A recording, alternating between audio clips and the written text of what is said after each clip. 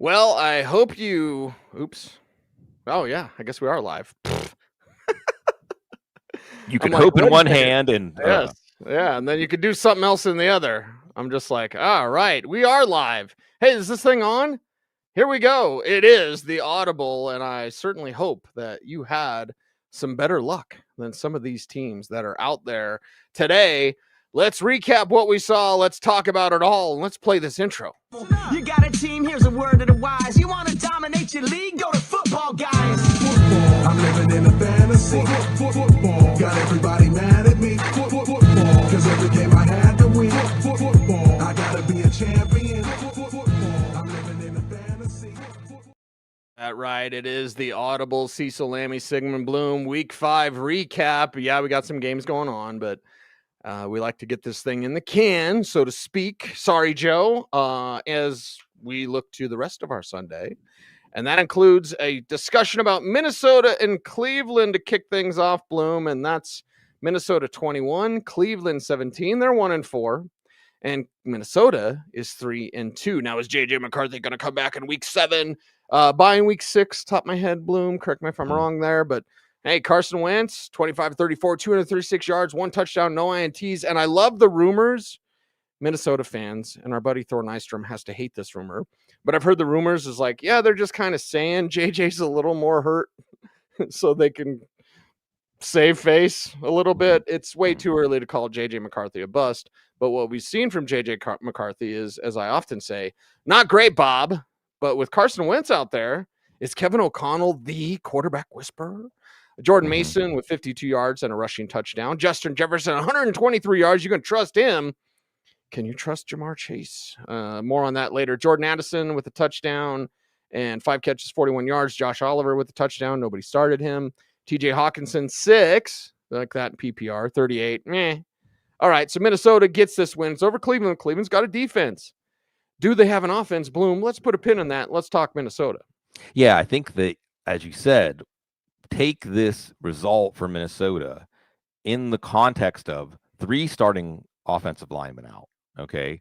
Ryan Kelly, the center, goes on IR with his 2nd concussion this year. Brian O'Neill, great right tackle. Donovan Jackson, the 1st-round pick. 3 offensive linemen out in this game. And Carson Wentz, whatever you think about him, you have to counterbalance that with what you think about Kevin O'Connell. And for fantasy, we didn't see it with J.J. McCarthy, but we are seeing it with Carson Wentz. Carson Wentz, even against Cleveland, is not a bust against one of the best defenses in the league.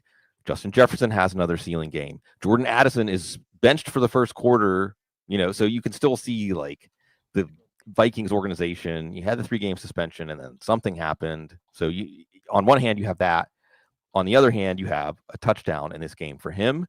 And TJ Hawkinson, as you said, when Wentz has been in, then Minnesota gets the ball to Hawkinson enough that he's not a liability in the lineup. By the way, Cam Akers had a touchdown pass to open things up in this one to Josh Oliver. That's why Wentz didn't have a better fantasy game. And really, Cleveland's defense shut down Minnesota for the majority of the drives, but the 3 drives they did finish with touchdowns was enough because of Cleveland's offense. Wentz also got banged up in this one, left before the end of the first half, and came back in with a harness. Jordan Mason, he got a little banged up. He had a touchdown. He had a fumble. And actually, Xavier Scott was in for him in the first half after the fumble. But then Xavier Scott had a fumble after Mason got hurt. Mason gets a touchdown. So you knew that the Browns were going to bottle him up. He did okay, but the touchdown saved him. And the last drive, Carson Wentz led pretty easily against this vaunted Browns defense, down 17-14 with about 2:40 left. But see, the big conversation here again is JJ McCarthy. I mean, we all can see it. And for fantasy, look, if you have any Vikings, you're rooting for Wentz to remain the starter. Yeah. O'Connell got us a question and just said, hey, it's great to get a win. Like, so O'Connell. What's that mean, Bloom? Let's put on the coaching meter. Well, he had an opportunity to say JJ McCarthy is our starter or something like that. Now, granted, it's in the heat of the game, after the game, and coaches have a chance to craft the message. But, we saw with Cleveland earlier this week, Kevin Stefanski saying something more vague. We'll talk about this or something like that. So yeah, I mean, I just think at some point, we're going to see Philadelphia on the other side of the bye. Carson Wentz hangs with Philadelphia. I mean, at some point you have to say right now, he gives the team a better chance to win. And I think it's a fantastic story for Wentz and for Kevin O'Connell, even though it's not the way we thought it was going to be a good story for O'Connell. And Addison was, as Red Herring says, not out on a boat. He was just exploring London. Is that right? I mean, I didn't see anything specific. Around of like right. Jordan Addison was. They punished him for just going out and exploring. I don't know, but I know that this is an organization that when he got the DWI that led to the suspension, they were very disappointed. They really thought that they weren't going to have to deal with any kind of incidents anymore. So they might just have like a very, very thin threshold of when they feel like they have to get his attention. Yeah. Let's get the attention of Dylan Gabriel. I heard this stuff about Shedeur. I was like, they're not starting Shedeur. He might start sometime at the end of the year, and they're just waiting for the right time. And if he was an actual backup, he'd have to go in. Why are we talking about Shedeur? Because Dylan Gabriel's not great, Bob. But today, 2 touchdowns, no INTs. So maybe he was great. 190 yards on the day. David Njoku, 6 for 67 and a touch. That meant Harold Fannin got 4 for 13 in the other touch. He loves tight ends. He hates these cans. He hates Jerry Jeudy. I don't know. Isaiah Bond, just nothing. Quinshon Judkins, though, 23, 110. Yes, please, and thank you. Also a catch for 18 yards, which counts. It all counts, Bloom. And, well, Gabriel in his first start, he was better than, I thought he would be. Yeah, lives to tell the tale, right, of facing Brian Flores. Their tackles are banged up. Quinshon Judkins, the biggest story here again for fantasy. He's a running back 1 for fantasy. The defense is good enough that he's going to stay on track. He's got the young legs. He's hungry. And if you took him in a draft when his value was plummeting because he wasn't in camp, he hadn't signed a contract, we didn't even know what his future was with the Browns as far as a potential suspension, his legal future, then that's been a fantasy home run. And Dylan Gabriel, not a fantasy home run, but you see maybe he brings David Njoku back to life, rarely favoring Njoku. We saw last week Harold Fannin overtook Njoku in snaps and targets, but now we're seeing that correction. But you're not going to see a lot of downfield passing. Cleveland goes and plays Pittsburgh next week. So we'll just continue to see this. And the Shedeur Sanders thing, see, just real quick. I mean, at some point, he's answering questions like in mime form. All of this you'd be easier to convince me, Cease, that it is a performance art project. It was never actually football to begin with. And eventually they're going to say, aha, see, yes, because otherwise, there's just a logic to this that only makes sense to people in the Sanders family. Yeah, Harold C. says McCarthy hasn't had a chance yet. 100%. 1,000%. Like, early results aren't great, but it's super, super early. Kid needs to stay healthy. Yeah. That's the main thing. And as far as Shedeur goes, and boy, somebody's giving him the wrong advice. So if it is performance art, what we jokingly said on the air of like the blog boys at CU are just gonna be like, no, Shedeur, his performance art. If that's truly the case, I want a magic show. Just go down the Vegas list, right? I want like Cirque du Soleil. I want magic. Can he dress up like Iron Man? Blue.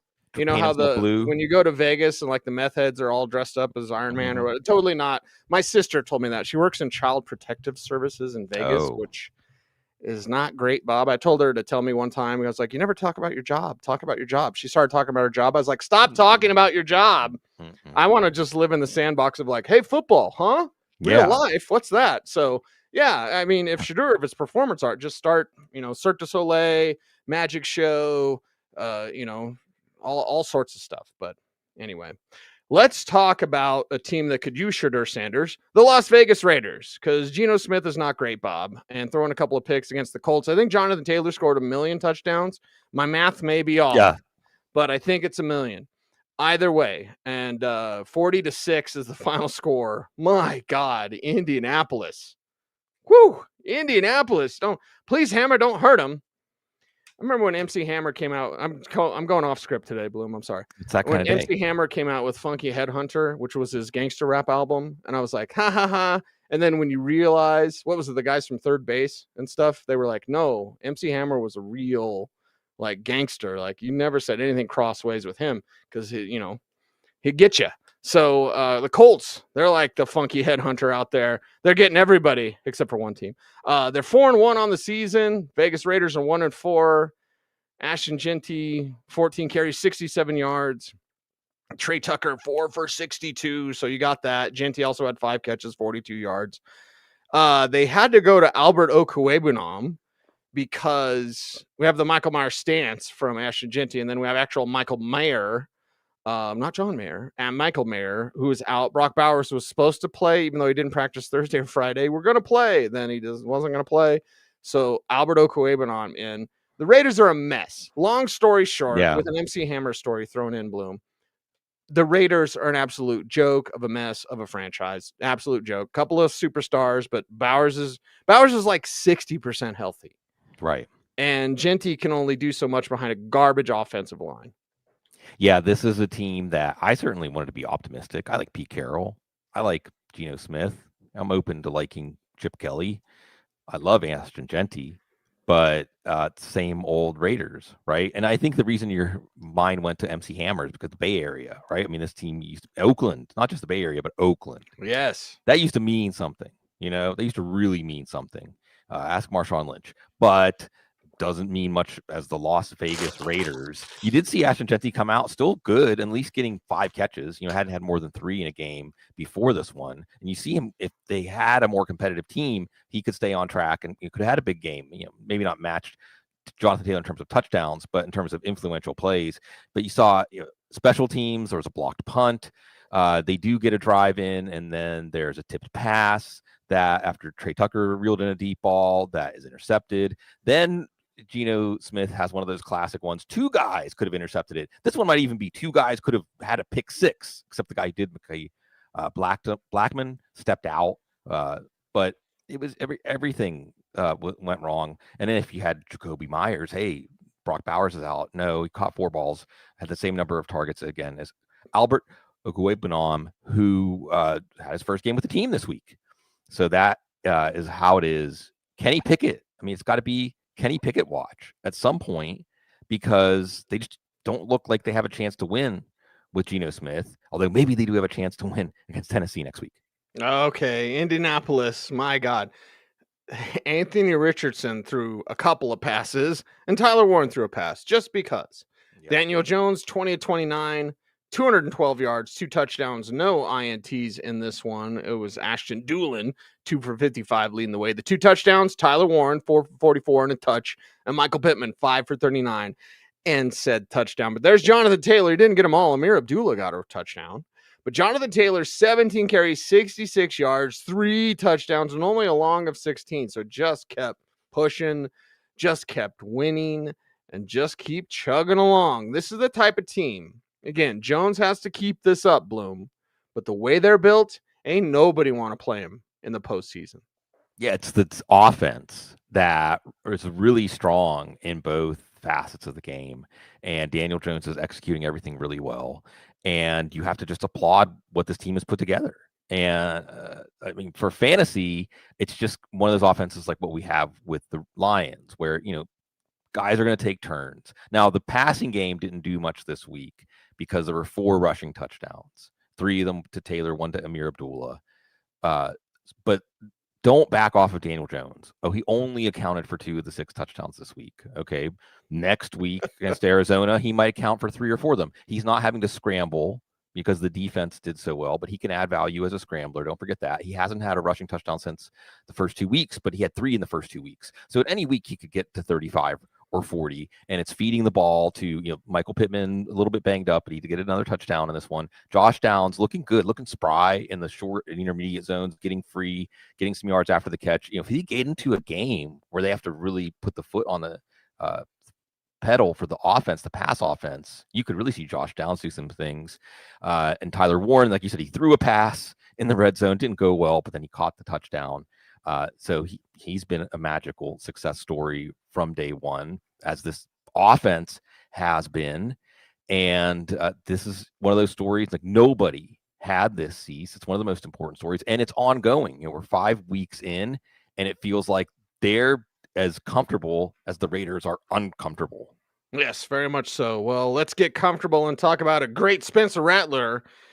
and Jackson Dart matchup. 26-14 is the final score, and the Saints get the win over the Giants. There goes my pool because I was picking the G-men, and the Saints got it done. Take that. Let's talk about Jackson Dart. 202 yards, 2 touchdowns, 2 INTs. Young quarterback is going to do that. And he's going to go to his tight end, Theo Johnson. We'll be talking about him on the Waiver Wire show. 2 touchdowns today. What is that, 3 now with Jackson Dart, Bloom? Top of my head. I can do math. Cam Scattaboo, 15 for 59 on the ground, and then 6 for 45. Again, young quarterback. Going to dump off, look for those security blankets. Daniel Bellinger, security blanket, 4 for 52. We had thought, hey, Darius Slayton, hey, Wan'Dale Robinson, no Malik Neighbors. Well, 3 for 31 for Slayton. Wan'Dale Robinson, 5 for 30. All right. There you go. And, for everyone saying, this will save Brian Dable's job. Yeah, although I still like what I'm seeing from Jackson Dart. I really do. And maybe I'm going to turn into a Jackson Dart apologist, which is something I never thought I was going to say like 3 weeks ago. But the Giants offense comes out and looks crisp, even beyond the first scripted drive. Jackson Dart throws a touchdown to Theo Johnson. He's under. One of the things I really like about Jackson Dart is 2 games into his career. When he's under pressure, you can tell that he's not affected by emotion or panic. Now, maybe he needs just a tad bit more urgency at times, but he's still looking, he's still making plays, and that's just very rare for a rookie. And it's not overconfidence. I think it's just the placidity of knowing that you got the ability to square off with these defenses. Now, again, here's the almost plays. You had flea flicker to Darius Slayton. He underthrew it, and that's where Matt Waldman would come in and say, like, his ball dies, his deep ball dies. Okay, well, you did see that come back to haunt him in this one, but you had a Darius Slayton fumble, you had a Cam Scattaboo fumble, you also had a Jackson Dart fumble where he just actually literally dropped the ball. Like, he just dropped the ball. But it didn't throw him off. See, I'm an apologist. For fantasy, I'm not having to be an apologist because he got 55 rushing yards, because he threw for 2 touchdowns. And again, now Slayton had a hamstring injury in here. So, we'll see. Next week against Philadelphia, pretty good defense. We'll talk about them. But again, this offense, I think, is performing better than the points they're putting on the board. Yes, there were 2 interceptions. One was a desperation throw on 4th down where, like, you get mad at the quarterback for not trying something. He tried something. And the other, Bo Collins just stopped his route. Jackson Dart apologist. Again, what I find to apologize for next week. But Spencer Rattler doesn't have to apologize anymore. CC finally has a win. Yeah, finally a win, and I hope it doesn't change their mind about finding a different quarterback. But maybe I'm totally wrong and something's building here. Or maybe it's just the Giants. Spencer Rattler, 21-31, 225, 1 touchdown, no INTs. The 1 touchdown, beautiful. Rashid Shaheed, everybody, 4 for 114 and a touch, the big 87-yarder there. Chris Olave, 7 for 59 PPR. You're going to take that. Alvin Kamara, set for a big game. The Giants give up a ton on the ground. Well, 8 for 27. And then 4 for 28 as a receiver. So you're not even getting the return on Kamara as a receiver that you would thought. Kendre Miller continues to look more explosive. 10 for 41 on the ground, catch for 8 yards here. Juwan Johnson, 2 for 17. So let's discuss it. Let's go over things with the Saints. What's real and what's fantasy? Yeah, well, what's real is Taysom Hill, right? Taysom Hill's back and they win. Coincidence? I think not. But for fantasy, that's consequential because, like you said, Alvin Kamara not as attractive, splitting with Kendre Miller and Hill. Hill actually threw a nice pass, decent pass to Juwan Johnson, who was still on the field a lot. But, he falls down on the pecking order. You finally see Spencer Rattler go deep, let it open deep to Rashid Shaheed. So now, just when we thought this was going to be a more conservative offense and how you're going to have time to throw downfield against the Giants, they make that work. So there's more balance in this offense. Maybe not pass heavy in terms of volume, but big plays could be there and enough targets for Chris Olave to stay in your lineup. This is one of those, again, top 5 draft pick, like Vegas, Tennessee already sees it's week 5. And we're thinking this is going to decide who's in the top, like the order of the top 5. But for New Orleans, it's an excuse to have some fun and to say to Giants fans who had a second line in the French Quarter, see, you crossed the gods. And next week, let's see. New England gets to come down here and have a second line and see what happens whenever you do that.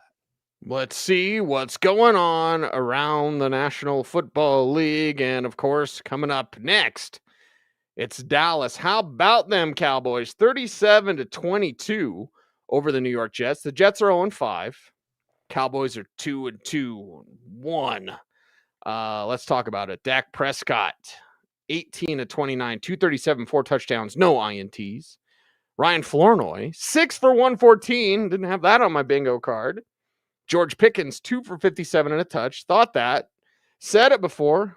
Jake Ferguson, 7 for 49, and 2 of them things for Jake Ferguson. So there you go. Javonte continuing to do good things on the ground. A 66-yarder from Javonte Williams. Did not have that on my bingo card. I should just not play bingo, Bloom. And maybe not even fantasy football. 135, 1 touchdown for Javonte on the ground, and then a catch for 4 yards and another touchdown there. Javonte Williams, fantasy winner. Bingo. That's what this offense is like. Right? Bingo. I got bingo. I did a midnight.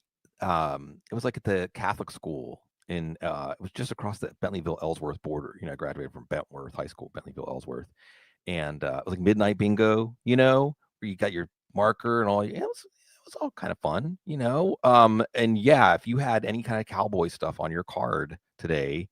But there's some that probably nobody had. But certainly Dak Prescott. Let's just start there. And I know it's the Jets. And boy, Aaron Glenn, defensive head coach, but Dak Prescott's playing so well right now. You don't even notice that CeeDee Lamb's not out there. You don't even notice that they're down 2 starting offensive line, right? And it strikes me, Clayton Adams is the offensive line. He has an offensive line coach background. He's the offensive coordinator. You don't see that often, Cease. You don't see that often where the offensive coordinator is like the guy comes from coaching offensive line. He's not a play designer, right? Not an offensive whiz, but you can see the impact, literal sometimes. But Dak is that guy for fantasy. He's not quite an elite fantasy quarterback, but he's just off of that Allen, Lamar Jackson tier. And hey, when CeeDee Lamb is back, maybe he'll be up there with them. You just have Jake Ferguson get those touchdowns. He hadn't scored in like a year and a half. Scored last week, 2 this week. So you love seeing that. George Pickens, not much considering the points, but he did have the classic vertical deep ball. You're not going to stop him and Prescott in that connection. And no, it wasn't Jalen Tolbert. Ryan Flournoy, who was it like Missouri Western or something like that? One of those directional schools, but size, speed, athleticism, developmental project, and it developed in this game. But some of that is, again, like you just plug and play guys. Devontae Turpin was out in this one. So, yeah, this is a kind of, we just want to see with Brian Schottenheimer, the play calls, with Dak Prescott playing like this, because we haven't seen Dak Prescott take over this level of play to the postseason. Getting way ahead of ourselves. But certainly next week, they play the Carolina Panthers, probably another game that's going to make us think postseason. And for the Jets, we're thinking one and done for Aaron Glenn. I hope not. Ugh. I don't like you said that. I like Aaron Glenn. It's just so much is wrong. Yeah. So much is wrong. I mean, ownership, everybody. Yes. Justin Fields, 32 of 46, 283 yards, 2 touchdowns, no INTs, sacked 5 times. Has there ever been a better fantasy quarterback that's going to get replaced?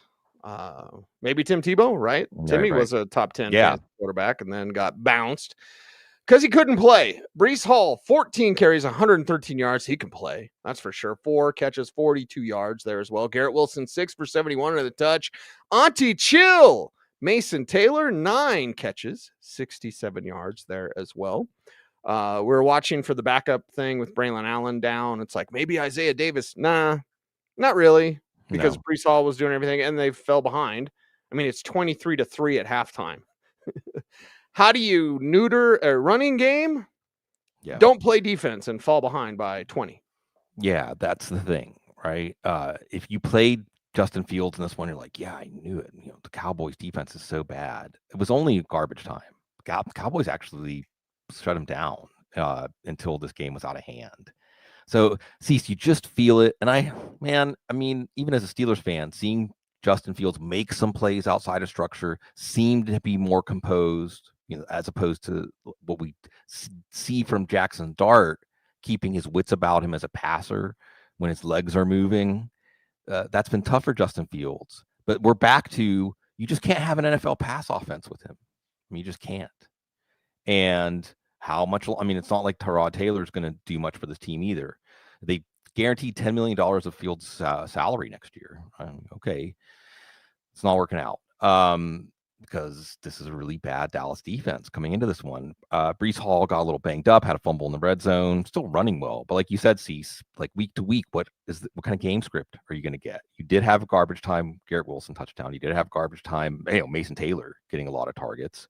But it was only when this game was over. This game was a laugher. And they're going to face a team that is feeling themselves when Denver comes to town next week. Yeah, that's right. Perfect segue, because we got 4 games down, 3 games to go in the Week 5 recap here. Reactions and takeaways. React to me, react to us here in the live chat room. Also, drop a comment down below. It helps out that handy-dandy YouTube algorithm that we appreciate you very, very much. The Philadelphia Eagles were undefeated. The Philadelphia Eagles did only have 1 loss in the last calendar year. Double it up. Give them another one, because the Denver Broncos go into Philly, a place they hadn't won since the 80s, and win 21-17 the final score. The Eagles are 4-1 now. The Broncos are 3-2. And Bo Nix, 242 yards, 1 touchdown, no INT, sacked a couple of times. Cortland Sutton, 8 for 99, clutch plays to seal this game. Troy Franklin, 3 for 35, and then a 2-point conversion. Hopefully get fancy points for that. Evan Ingram, 4 for 33, and a touchdown. Oh my God, he did something. So there you go. Marvin Mims, they were getting involved, but that's gadget stuff. Couple of catches, 10 yards, 1 carry, 9 yards. J.K. Dobbins, 20 carries, 79 yards, 1 touchdown. I say 20 so emphatically because you can count on one hand of a bad woodshop teacher how many times Alvin Kamara got 20 carries with Sean Payton. He needed to do it, and damn it, Peyton did that. R.J. Harvey working in a little bit there as well. Still not there, not taking over for Dobbins, clearly, as he's the lead back. And clearly, Denver's feeling good tonight. Isn't this just a Sean Payton win? I mean, this is a Sean Payton win. And in some ways, you could see it coming because we saw an Eagles team that was kind of complacent.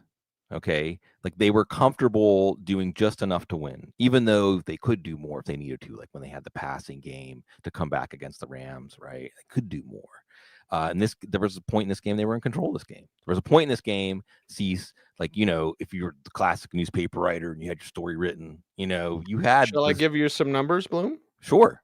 So the Denver Broncos were 1-112 in their franchise when on the road and down by 14 or more points. They were down 17-3 to start the fourth quarter. Right. And they'd never trailed in the fourth quarter this year. Even with the 2 losses, those field goals were when zeros hit the scoreboard.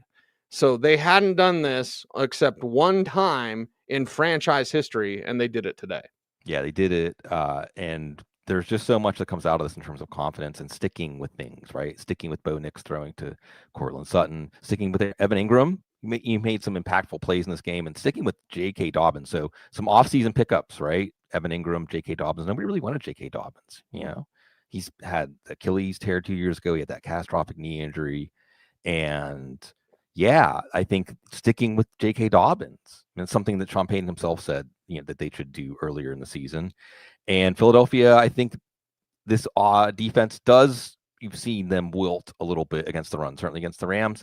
That happened. So RJ Harvey, it's probably not happening this year unless Dobbins gets hurt. Because why would you go away from that with the signature win? Going for 2 also. And Cease, I think that's just one of those things like, we trust each other. Like Sean Payton's like, I trust you. I trust my team. And then I think that there's no other way to coach, right? It's like life, like bet on yourself, because if you're wrong, who cares anyway, right? If you bet on yourself and you lose, it's not better than not betting at all, I'm sorry, like not betting at all, you lost already, right? Like you always say, Steve, if you don't ask the question, the answer is no. So if you don't ever trust your team, you don't find out what they're capable of if you trust them. And if you shouldn't have trusted them, well, then who cares anyway? You weren't going anywhere anyway. So this is a big deal for the Broncos because they have the players against any team in the NFL to make it a game, to make it a street fight. They have impactful players on defense like we saw in this game. and they should feel good putting the first loss on the Eagles since last year. Speaking of mistakes, did Nick Sirianni make a mistake in listening to AJ Brown? I said this on the Orange and Blue Today postgame show. I was like, hey, you know what I'd say to AJ Brown or Brandon Stokely or any receiver that says that? Your check cash? Like, seriously, they changed what they did. What'd Saquon Barkley do today? Nothing? 6 carries. Yeah. Yeah. Huh? Like, seriously, you go into a team. Broncos couldn't stop. Jonathan Taylor just scored on the Broncos right now. Yeah. Like, literally, as we're doing the show, Jonathan Taylor scored another touchdown against Broncos. They can't stop the run. They can't stop the run. Yet you go into a game plan, you're like, hey, that superstar, Saquon Barkley, let's give him 6 carries. You go in with less than double-digit carries for a superstar like Saquon Barkley? Don't get mad at the refs, Philly fan. The refs were awful and had a lot of missed calls for the Broncos and for the Eagles. Don't get mad at the damn refs. Jail Skinner, whatever, Dallas Goedert on the last play, they needed a touchdown. You did this because you gave 6 carries to Saquon Barkley. The Broncos can't stop the run. And this was your plan, Nick Sirianni? Because AJ Brown put out some cryptic tweets. Hey, AJ, put your phone down, get to the jugs machine, and go to the bank. All right? Because it could have been and should have been Saquon Barkley taken to the bank. And yes, I have Barkley on one of my teams. And yes, I'm a bit upset. Yeah, this is no, that's good. I mean, and Barkley, by the way, does catch a long touchdown on this one. Looks great too. You know, I mean, like he's not. If there's some signs of wear because of the 480 some touches last year, you're not seeing it. Not on that play. But yeah, you did see a lurch all the way back to the other side. You didn't even have Jalen Hurts running. You didn't even use Jalen Hurts as a runner. Right. Like it's like look, we can win without running the ball. And that's like arrogant and something that, I mean, if it is to appease AJ Brown, then you're abdicating your responsibility. Like the whole point is like, you do your job, catch the football and run the routes and whatever you're asked to do. I'll do my job, which is make decisions for this team. And so, yeah, but you know, see football and like life, there's this like mortality every year. Like you either win the Super Bowl or you die every single year. So along the way, you hope you can learn, right? You hope Nick Sirianni learns from this, and it's all for something as they're trying to defend their Super Bowl championship. But you know, Jalen Hurts, the passing was there, but without the running contributions and without the offense doing as much as it could have in this game with more balance, he's just okay as a fantasy play. Similarly with Barkley, Devontae Smith doing more as a downfield receiver, so he got his boost. You know, another Dallas Goedert touchdown. But AJ Brown's still kind of disappointing, and you know the Eagles. I think sees what you set up very well is like right now the story is the Eagles against the Eagles. It's not the Eagles against the Giants next week. It's the Eagles against the Eagles. See what they can figure out.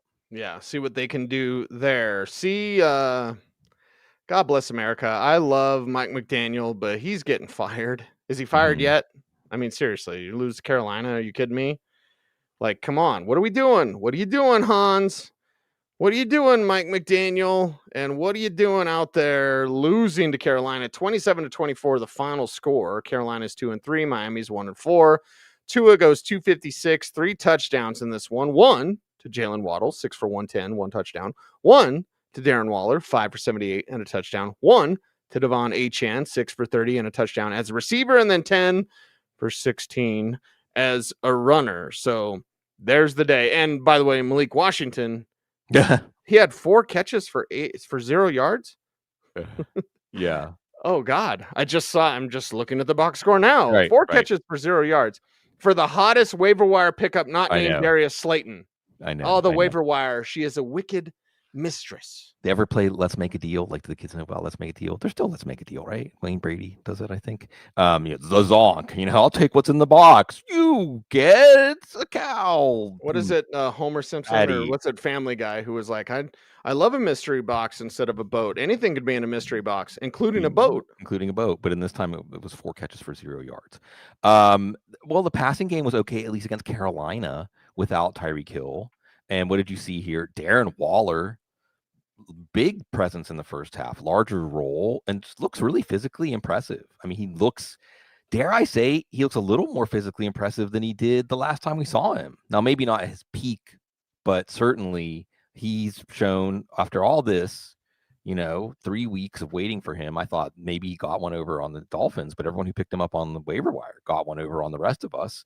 And then it was Jalen Waddle getting open deep. And Devin Achane, although they can't run the ball, I mean, it looked like over the last 2 weeks, the Dolphins can run the ball now. They couldn't against the Panthers. Devin Achane goes up for the ball like he's Dwight Clark, getting his feet down in bounds. So, he's going to be able to contribute that. And Tua even without Tyreek Hill, depending on the matchup, next week against the Chargers, some fantasy value. But see, like you said, I mean, when you go into face a team, Carolina, that has just been annihilated in 2 of their games, really 3 of their games, they came back late against Arizona. And the home crowd is like, it's actually fun to come and see this team, the Panthers going nowhere. Then you're really going nowhere. Yeah. How about Rico Dowdle, everybody? With Chuba Hubbard down.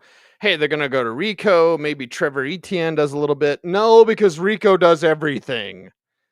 23 carries, 206 yards, 1 touchdown.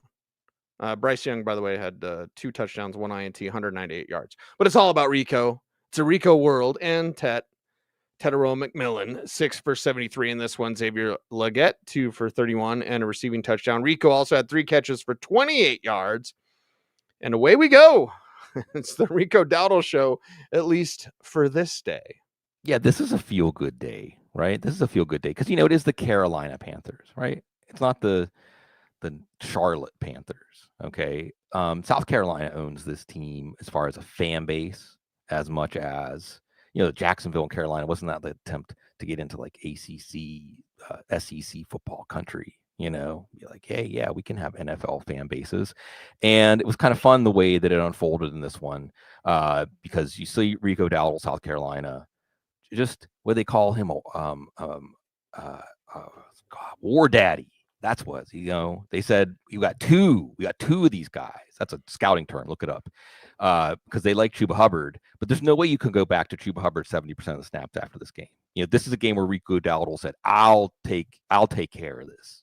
This is like a classic running back game. If you love your motorboat, Cecil, if you love that kind of running back play, picture Zeke with the big ladle feeding himself.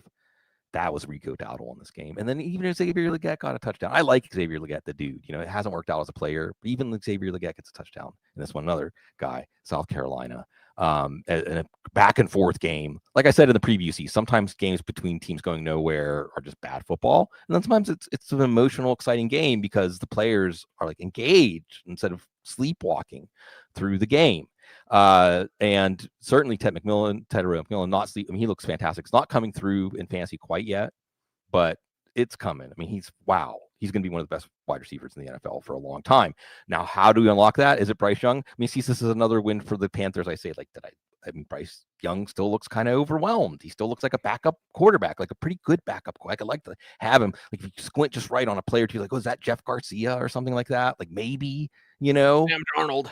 But yeah, no. Even though they do get the win, and we'll see. Play spoiler against Dallas next week, but that's where you are. It's week 6, and your best hope is to be a spoiler. And you wonder when David Tepper is going to say, like, I'm bored. I need to fire some people. Don't get me started on Mr. Tepper. It's week 6. Start everybody against Baltimore. What the hell's wrong with the Ravens? Like, seriously.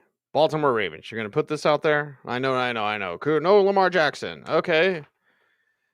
Final game we're going to talk about. 44-10. Texans over the Ravens. Texans are 2-3. Ravens are 1-4. CJ Stroud, 4 touchdowns, 244 yards. Christian Kirk, 4 for 64. Dalton Schultz, 5 for 60. It was Nico Collins, 4 for 52, and 1 of them things. Xavier Hutchinson, 3 for 18, and 2 of them things. And then Jalen Knoll, one of the Cyclone twins, gets 2 for 13 and a touchdown. The other Cyclone twin, Jaden Higgins, goes 4 for 32 in this contest. Then we look to Woody Marks. Chat room's talking about Woody Marks. Can you trust Woody Marks? They dropped 44 and Woody Marks doesn't do a whole lot. Nick Chubb, 61 yards on the ground, 1 rushing touchdown. And there you go. Houston on the road getting a big win. Yeah, what a difference a couple of weeks make, right? 3 weeks into the season, this offense had scored 38 points in 3 games.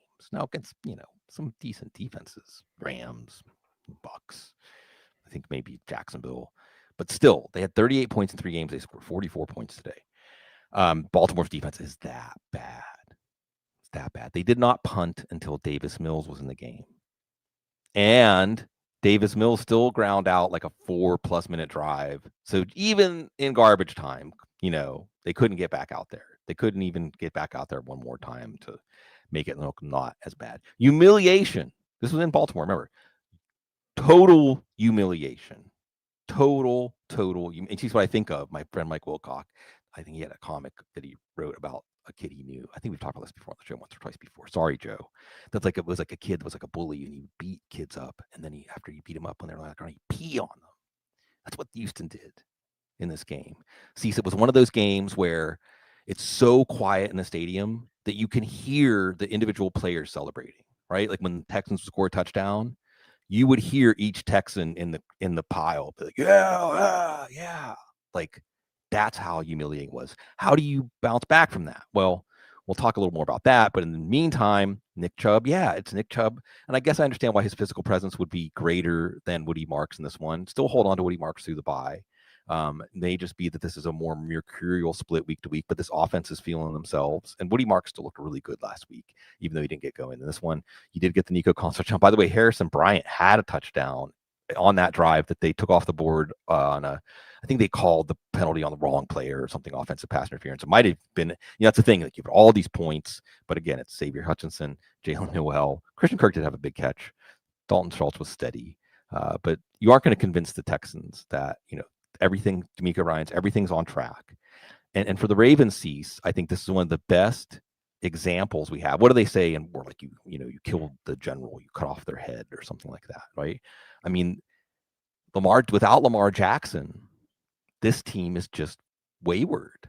They just have no direction. Sun Tzu, like, kill the head, the body will die? So, yeah, he's the head. And it just shouldn't be that dramatic. A team should not, it makes you look at John Harbaugh. I know with Andy Reid and the Eagles, there was a point, I think you brought this up, right? That it was just like, it's better to just kind of like turn the page. You wonder, because this was a big week for this team to show what they're about, not just Lamar Jackson, but yeah. Now you have me thinking about the Philosopher's Stone, Sigmund. As I search for immortality, do you know the key ingredient in the Philosopher's Stone, which I will never make, by the way, but people have? Do you know what the main ingredient is? Tequila? Urine. Yeah, it's sterile. I've been reading a lot about urine therapy because I heard someone say urine therapy on Mr. Joe Rogan or some podcast I was listening to, and I was like, urine therapy? We're all in therapy. Oh, no, urine therapy. Mm-hmm. You mean pee. Sorry, Joe. Yeah. I think that like the psilocybin mushrooms, I think that like it doesn't totally break down in your body. You can, in your urine after you have them. So I've been told that it still is psychoactive. But I would never try that. I mean, the Ravens need some sort of trip, some sort of shaman after this week. Do you remember when Eric Dickerson played for the Raiders? Mm-hmm. Do you remember when Eric Dickerson played for the Falcons? Do you feel like we're watching Eric Dickerson play for those teams now, watching Derrick Henry? I mean, that's the story. Cooper Rush, whatever, baby. I mean, the box score, whatever. Look it up. You're a Ravens fan. You don't even want to look it up. You're a fantasy GM. You probably don't want to look it up either because of the way the Ravens performed today. But, like, seriously, we love Derrick Henry. Like, always respect the king. For everyone out there, like, going on and on about Mike Vrabel, that's the guy that would put in Deion Lewis over Derrick Henry. So we really sure. Remember when the Titans wouldn't, like, use Derrick Henry for half the year and then it'd be like, hey, that big guy that's really fast, let's use him. And then they win, like, 8 games in a row. Remember that? We witnessed that. And now we're witnessing a sell low moment, as Ter Chan puts in the chat room. Sell low for Derek. It's just, God, I love him, and boy, this sucks.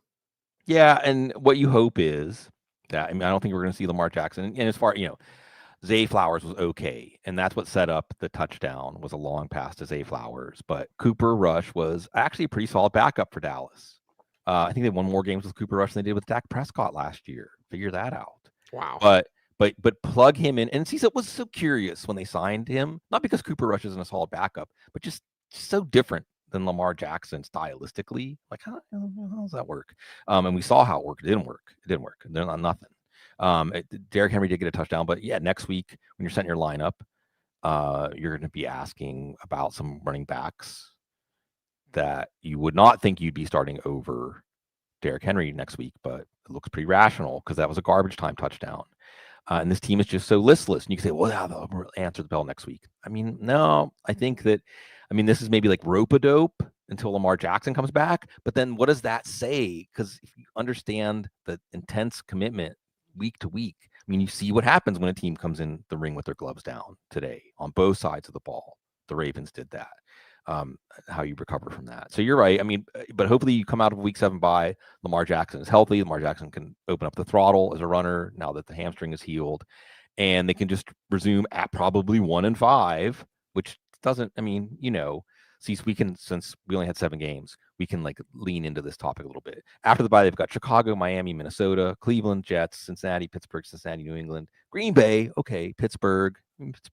They got 2 games against Pittsburgh. Cleveland's not going to be an easy out, but they can feel like, hey, we're 1-5 and nothing is lost yet.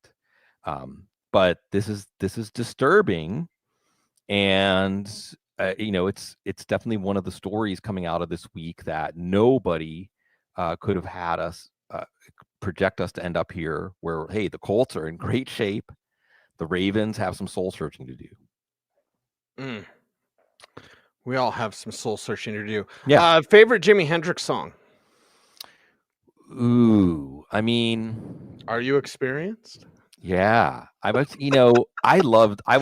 say, it's not truly Jimi Hendrix song, but I love Band of Gypsies. They don't, anything he did with Band of Gypsies. But yeah, it's all about the psychedelia. The NFL Sundays, always a trip. Don't eat the brown acid. That's right. Those aren't stickers. Looks like Bill is having a big game. It looks like we're going to be talking about AJ Barner. Looks like Emeka Egbuka he's beautiful. Yeah. Beautiful, man. I don't know why I turn to Snowball from Clerks sometimes, but sometimes it's beautiful, man. Emeka Egbuka. I can't even pronounce him. He's awesome. He's wonderful, beautiful, tremendous. Anything from the afternoon games? Yeah, sure. The Titans are as bad as we thought, and maybe the Cardinals' offense can be pretty good if they need to be. And you saw Kyler Murray getting Marvin Harrison Jr. involved early, so that confidence is going to continue to carry over. Michael Carter gets a touchdown. Was Michael Carter? The answer was Michael Carter, although Bam Knight also has a touchdown in this one. Actually, it's Amari DiMercato, who seemed to be the one who's going to have the largest role, but maybe in a passing game they would. Titans are just rolling snake eyes every week. Even Tony Pollard had a fumble to Spears back. Bucks and Seahawks the shootout. Every time you think that they got Baker Mayfield outflanked, 25 for 27 as we're recording this in the fourth quarter. 25 for 27 against Seattle without Mike Evans, without his right tackle, without one of his guards. Not much in the running game, although Rachaad White does have 2 touchdowns. Barely see any of Sean Tucker in this come. You had 4 for 0 from Malik Washington, 3 for -4 in the passing game for Sean Tucker, but Emeka Egbuka 5 for 129 touchdown at this point in the game. And he's Chris Godwin. No, it's Egbuka, and then 2 touchdowns for AJ Barner. And we did hear in training camp that they were kind of shocked at how good he was as a receiver in training camp. Elijah Arroyo, yes, but AJ Barner's having the cake at the Arroyo breakout party. Jackson Smith-Njigba, actually the rushing touchdown for Zach Charbonnet, as that running back by committee is back in effect. The Bengals still suck. The Lions is Dave Montgomery's turn. Well, there's nothing else to say about the Bengals. Dave Montgomery's back home in Cincinnati. They let him throw a touchdown pass. It was Sam Laporta's turn this week, not Jameson Williams. Jameson Williams' week will be coming soon. It was Sam Laporta's week to lead the team in receiving. He still had a Jahmyr Gibbs touchdown. Jaden Daniels playing pretty well in his return. at least doing enough as a passer, and Ja'Cory Krosky-Merritt Bill as a receiver and as a runner, scored twice, already over 100 total yards. So that backfield sorting itself out. While Justin Herbert's 17 for 21, but been sacked 4 times, and you would think this would be easy. At least you could have Ladd McConkey getting a touchdown, but no, the numbers aren't there yet. Still got a quarter left, so this is the cliffhanger, and you still have O'Marion Hampton catching the ball 6 times. That's the NFL is a cliffhanger every week, and it's just great. I'm glad we brought up psychedelia, because it's about keeping your brain limber. It's about continuing to keep your mind open to the possibilities, because all of these things that we're saying, like, well, this is what's happening. AJ Barton, Daniel Jones is, these are things that you would have been laughed at for saying. Okay, so fantasy football, laugh, try to be open to things that are going to happen, and maybe you'll laugh last. Mm-hmm. And maybe when they laugh at you, when you say, Google search Santa Claus and mushrooms, what do they have in common? Mm-hmm. Maybe they won't laugh now. Down the chimney. We're going to do that show sometime. We will do that show. You want to go strange places? We're going to take you there. Not just the box, going beyond the box score. Bloom will be beyond the planet, baby. Beyond physical existence. That's right. It is the Audible. 20 years of this stuff. We've always been this crunchy. We just didn't tell you about it until now. They knew. See, they always knew. Yeah. They love us. Code, right? They love us so they can see us, and we love you too, and we can see you too. Yeah. Tearchan says there's a topic for the couch. The couch is many things. Yeah. If I vacuumed up the couch, I might put whatever's in that and smoke it. That's it. It's only weird if you make it weird. It is the Audible, 20 years. Thank you for listening. Apple Music. I know iTunes is tweeting again, but Apple Music, Spotify, however you enjoy your podcast, we appreciate you. Thank you for helping grow our YouTube channel. Over 30,000 subscribers now.